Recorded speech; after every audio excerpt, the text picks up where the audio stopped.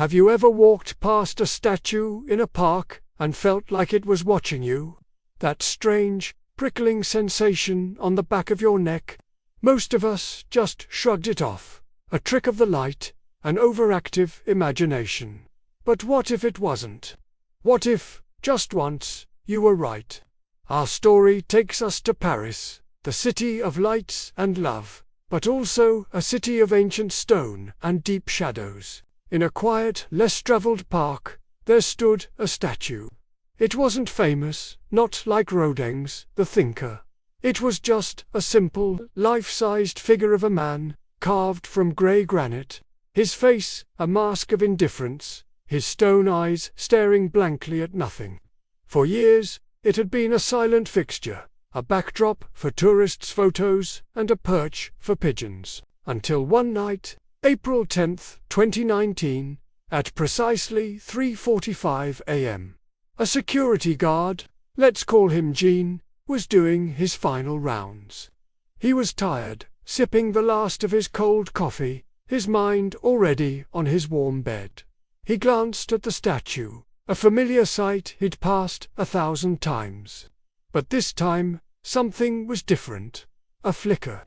A movement so quick he almost missed it. He stopped, stared, and convinced himself it was just a bug flying past the security light.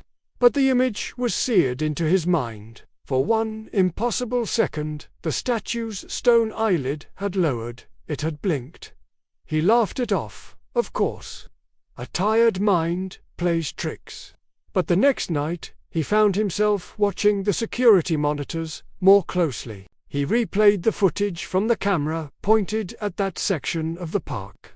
There was nothing, just the usual play of shadows and wind-blown leaves. He felt foolish. Statues don't blink. End of story. Except, it wasn't. The feeling of being watched intensified. A week passed. Gene started noticing something else. Something even more unsettling than a phantom blink. He pulled up the archived footage from the past 7 nights.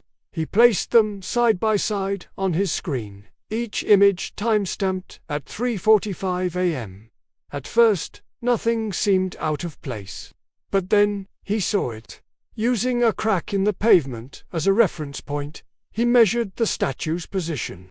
On Monday, it was perfectly centered on its plinth. On Tuesday, it was a millimeter closer to the edge. Wednesday, another millimeter. Each night, at some point during the darkest hours, the statue was moving. It was an imperceptible shift, a glacial crawl, but it was undeniable.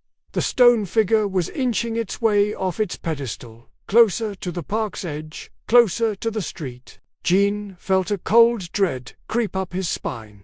This was impossible. He didn't tell anyone who would believe him. They'd think he was crazy, or worse, drunk on the job.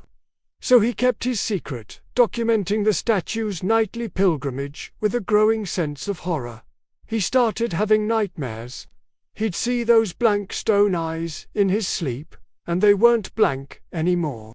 They were looking at him. One morning, the city woke up to a peculiar mystery. The plinth in the park was empty.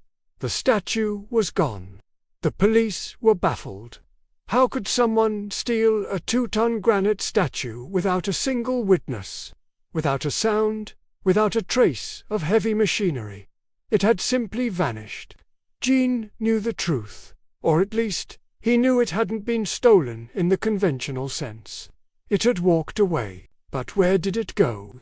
The mystery made local news for a day or two before being forgotten, dismissed as a clever, elaborate prank.